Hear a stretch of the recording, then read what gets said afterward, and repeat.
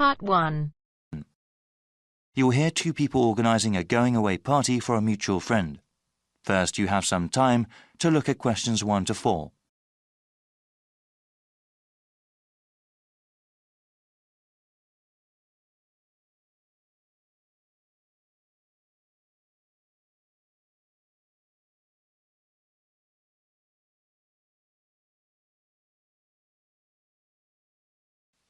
Now we shall begin. You should answer the questions as you listen, because you will not hear the recording a second time. Listen carefully and answer questions 1 to 4. Hey Bruce, looks like we got some planning to do for Albert's going away party, right? There are certainly some things we have to talk about now. Yeah, that's better than doing everything at the last minute. Okay, so I can write some notes as we talk. Sure thing. So, when should we have the party? He goes to Thailand on the 26th of August. Okay, let's have it on the 24th then. Yes, let me see. That's a Friday. That'd be perfect. Now, where should we have it? At a bar or a club? You know, I think he would like something really intimate, nothing too loud. A restaurant would be good. Maybe the Apple Tree Grill? Great place, sounds good. Okay, now we have to think about who to invite. Well, his best friend from college. Sure. And his cousins? Right? Oh yes, his co-workers. Yeah, okay, his co-workers and his boss. Any other people? How about his yoga classmates? He does love yoga, but that might be too many people. I suppose so. I can email and text message the invitations. When should I send them? We should send them out soon, but not too early. How about the 16th of August then? Well, why not give it a few more days? The 13th? All right, I think that's a good time too. Before you hear the rest of the conversation, you have some time to look at questions 5 to 10.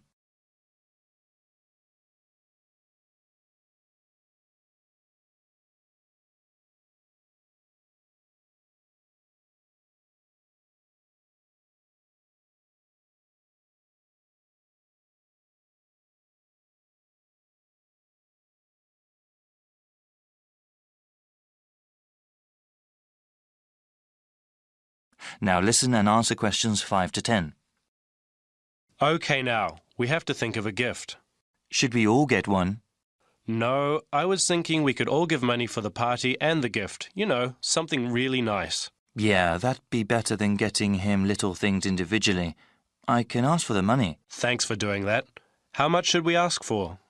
I think we should ask for maybe $15 each. Is that too much? No, not at all. He's going away for 2 years. That would give us about $150. That's a good amount. Yeah, well, I'm thinking we could get him something practical. Yes, especially since he's going abroad. Something he could use, something that's also portable. We could get him an article of clothing, perhaps, or maybe even a pair of shoes. Shoes are nice, but they might wear out easily, especially where he's going. Maybe a book light? A what? Yeah, he loves to read, and a book light would be very convenient when he travels. Okay, that's one good gift idea. Did you write that down? Yep. Now, we need to think about reservations at the restaurant. Well, we should get their big banquet room, yeah? Yes, definitely. Should we ask the restaurant to prepare a buffet? Isn't that expensive? No, I don't think it is. A buffet dinner sounds cheaper than everyone ordering individual meals. Definitely. How about drinks? They can buy drinks themselves, or bring their own. Okay. Yeah, it would cost too much if we bought drinks ourselves. Certainly. We have to ask someone to bring an MP3 player. The restaurant has speakers and we can hook it up for music. Sounds good. Actually, there is one more thing that I thought we should do since Albert is leaving for such a long time. What were you thinking of? Maybe we could have a slideshow of all the fun times we've had. That'll take a little bit of work, but I think it's a great idea. Actually, in the invitation, can you ask for some photos people have of him? Yeah, definitely. I can scan them or people can send me digital photos they have. All right. I'll tell them when I send out the invitations. Then I can make a little presentation. I can't wait to see his reaction. Yeah, especially that one picture where... That is the end of part 1. You now have half a minute to check your answers.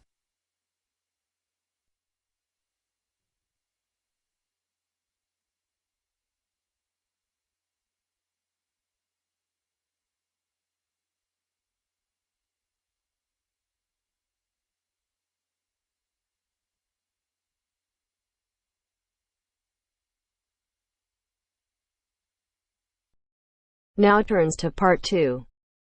Part 2. You'll hear a man talking about living and working on Trinidad.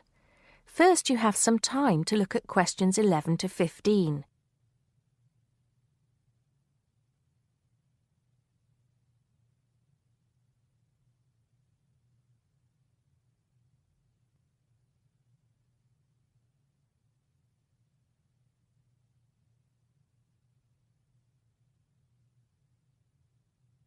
Now listen carefully and answer questions 11 to 15.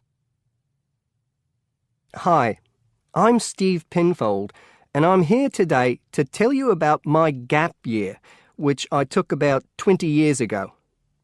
Unlike many students these days who go travelling or get some work experience between school and university, I decided to do something completely different after finishing my degree. I applied to work for a charity organisation. What it does is it sends people with particular skills to countries where those skills are needed. Apart from having some experience teaching English to summer school students, I didn't have any particularly useful skills, I thought, but luckily I was still accepted. I had to find the money for the flight, but you get free accommodation. I stayed with a family of 5. And you do get paid, but not much. It's a bit like pocket money, enough to get by. I worked in an orphanage and taught English at a local school. Where was I? Well, originally I was going to be sent to a village in India, but at the last minute the organisation decided to send me to Trinidad. Now, this is a fascinating place. It's an island in the Caribbean. Well, in fact, the country is actually 2 islands. The smaller one is called Tobago, which is connected somehow to the word tobacco. Anyway, there I was, a young white guy living and working on an island which is mostly a mixture of descendants from Africa and India. The Africans were originally brought over as slaves, and the Indians came later as indentured workers. That means they agreed to come for a specific time, but many of them stayed. There are also some Trinidadians of Chinese and British origin, though the native inhabitants were basically wiped out by colonialization. I myself felt completely accepted and had the time of my life. The language everyone speaks is English, so there was no problem for me there, but some concepts don't quite translate. They're pure Trinidadian. There's the term liming, for example, which means sitting around watching the world go by. Also, there's the famous carnival, when the whole island is taken up in playing mass. For a whole month, around February or March, it depends when Easter is, everyone's busy preparing costumes, practicing calypsos, soca and steel pan music, and most importantly, partying. Before you hear the rest of the talk, you have some time to look at questions 16 to 20.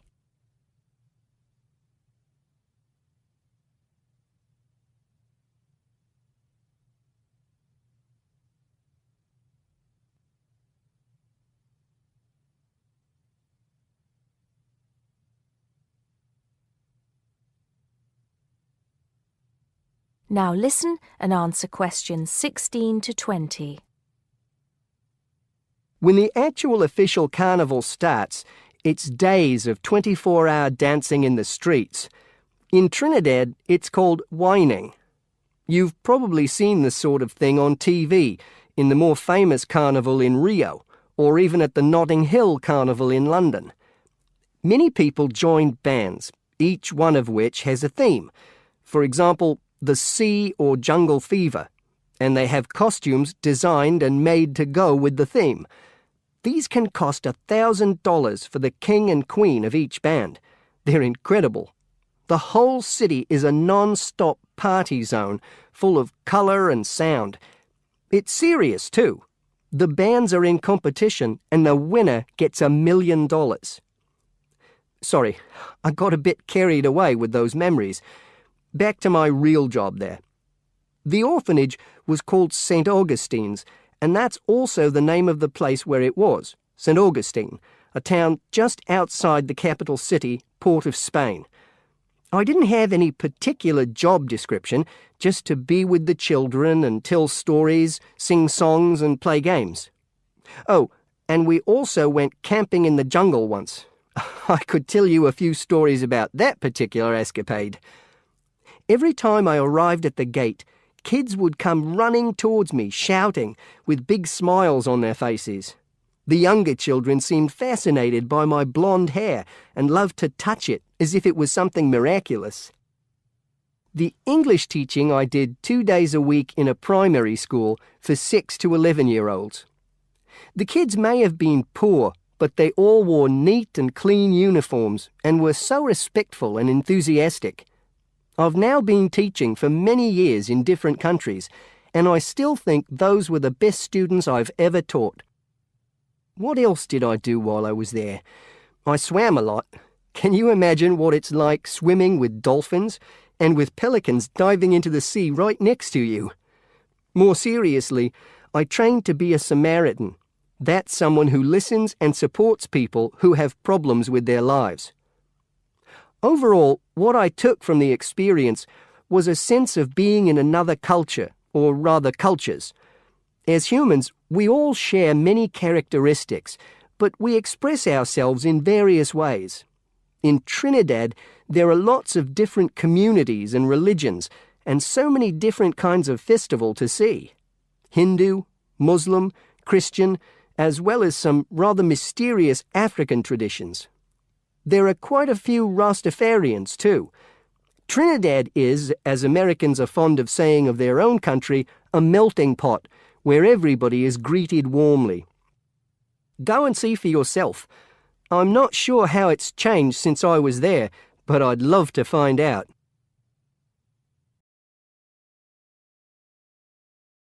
That is the end of part 2. You now have half a minute to check your answers.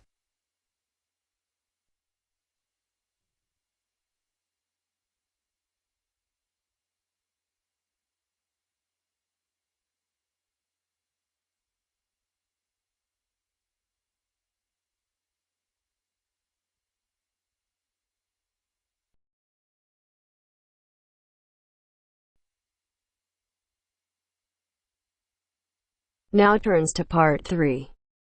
Part 3. You're going to hear an explanation of how a school chancellor will be chosen.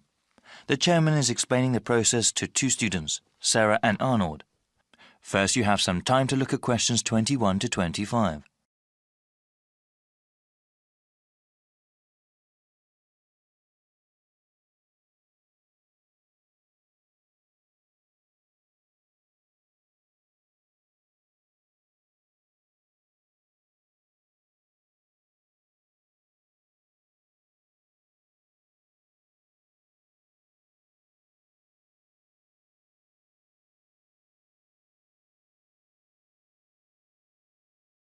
Now listen carefully and answer questions 21 to 25.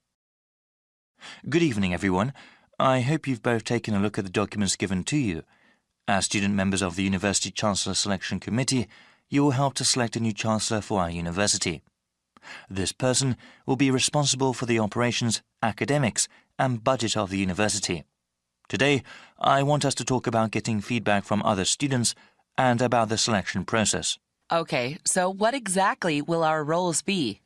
You both are full members of the committee representing the interests of the student body. When we go over the applicants for Chancellor, your votes will count the same as other committee members. The same as other faculty and administrators? Okay. Indeed. It is important to have student input in the selection process. That will be part of your duties as committee members, to talk to the student body and get a feeling for what they want in a new Chancellor. You will report back to me, the committee chairman, and then talk to the rest of the committee. I suggest that you contact the student newspaper and ask them to do some sort of survey.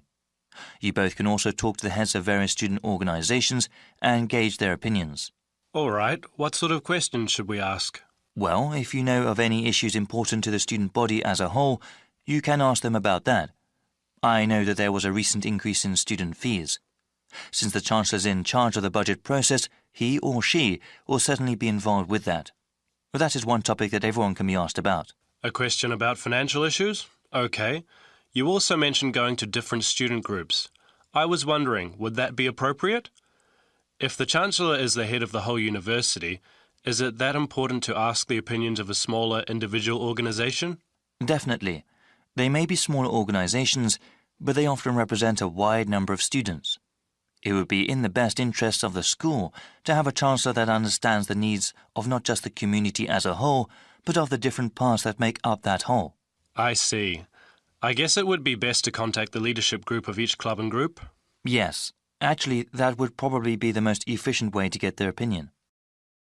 Before you hear the rest of the explanation, you have some time to look at questions 26 to 30.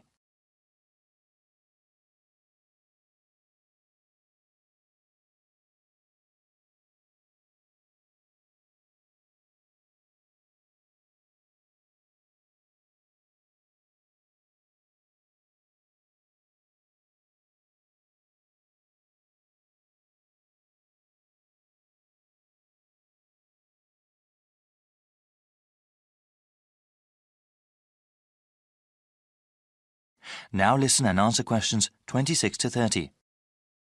After you get a feel for what the student body thinks, I would like you to create a report for me. As chairman, I am responsible for making sure the different views of the students, faculty and the administration are heard. So what happens after we submit our report to the rest of the committee?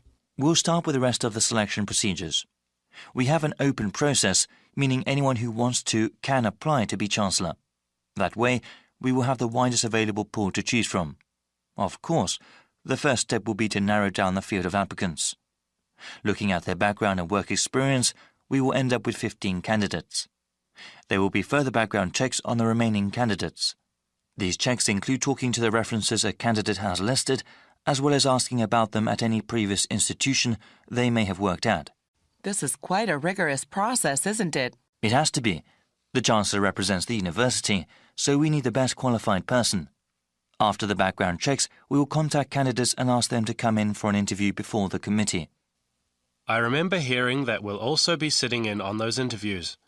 It'll be difficult to think of good questions to ask all those candidates. Well, I think the committee as a whole will do that. Okay. That sounds like the best way. Yes, it's quite a rigorous interview process. Each candidate will have to come in a second time. The final 5 candidates will then be asked to come in a third time and actually interact with some of the community members here. After the committee chooses the finalist, that one name will be sent to the Board of Trustees to be approved. They will also go over the candidate's material before having an up or down vote on him or her. Then that person becomes the Chancellor of the university? It is good to have so many people working together on this. I'm sure we'll find a great Chancellor. Yes, actually there are many interesting stories about past selection committees. That is the end of part 3. You now have half a minute to check your answers.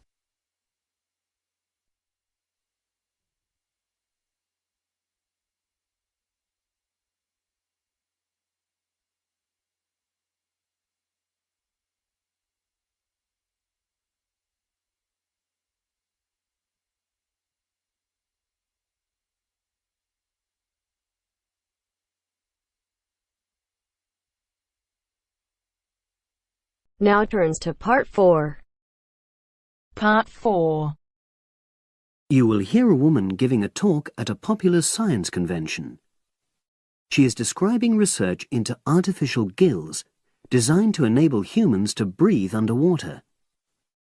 Now you have some time to look at questions 31 to 40.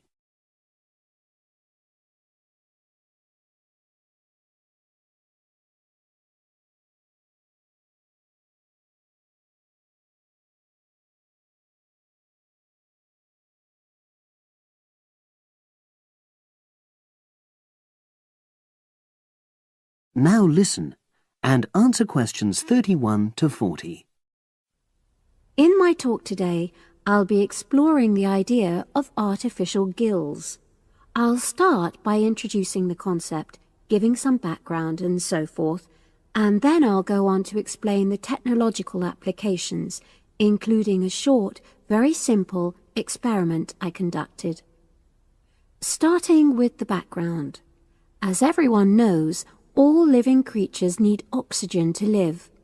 Mammals take in oxygen from the atmosphere by using their lungs, and fishes take oxygen from water by means of their gills, which of course in most fishes are located either side of their head. But human beings have always dreamt of being able to swim underwater like the fishes, breathing without the help of oxygen tanks. I don't know whether any of you have done any scuba diving, but it's a real pain having to use all that equipment. You need special training, and it's generally agreed that tanks are too heavy and big to enable most people to move and work comfortably underwater. So scientists are trying a different tack. Rather than humans carrying an oxygen supply as they go underwater, wouldn't it be possible to extract oxygen in situ, that is, directly from the water while swimming? In the 1960s, the famous underwater explorer Jacques Cousteau, for example, predicted that one day surgery could be used to equip humans with gills. He believed our lungs could be bypassed and we would learn to live underwater just as naturally as we live on land. But of course, most of us would prefer not to go to such extremes. I've been looking at some fairly simple technologies developed to extract oxygen from water, ways to produce a simple, practical artificial gill, enabling humans to live and breathe in water without harm. Now, how scientists and inventors went about this was to look at the way different animals handled this. Fairly obviously, they looked at the way fishes breathe, but also how they move down and float up to the surface using inflatable sacs called swim bladders. Scientists also looked at animals without gills, which use bubbles of air underwater, notably beetles. These insects contrive to stay underwater for long periods by breathing from this bubble, which they hold under their wing cases.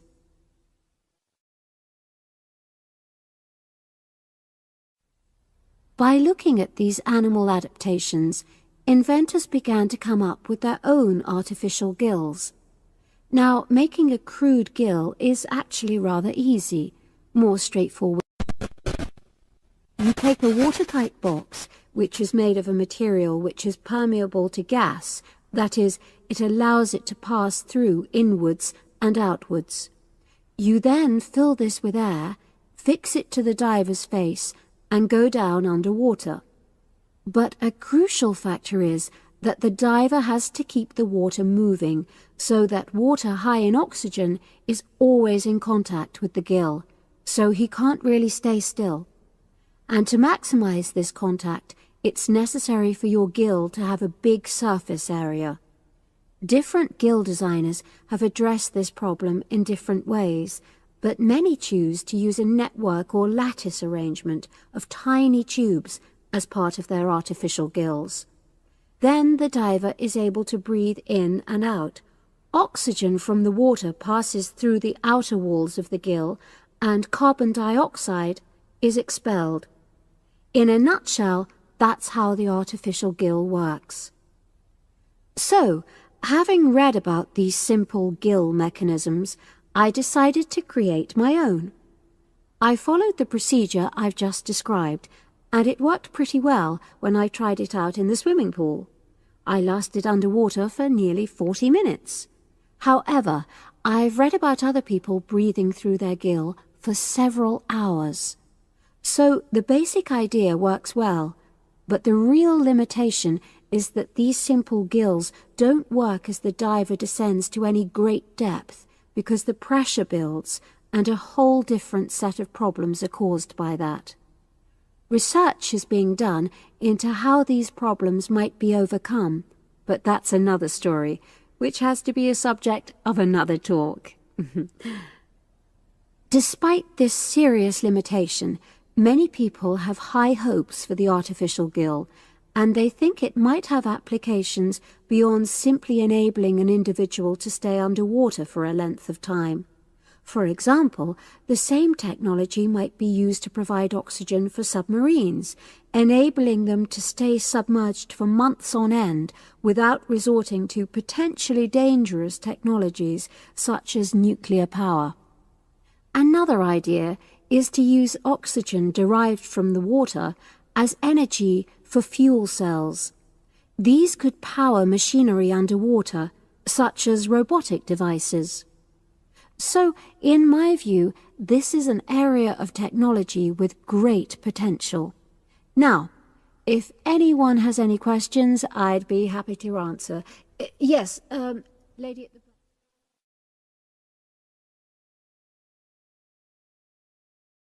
That is the end of part 4. You now have half a minute to check your answers.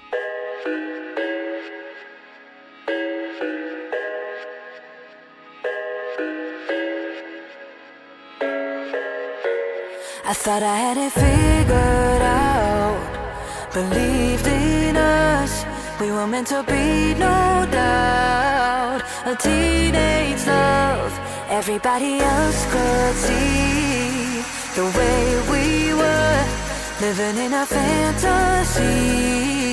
When I kiss her,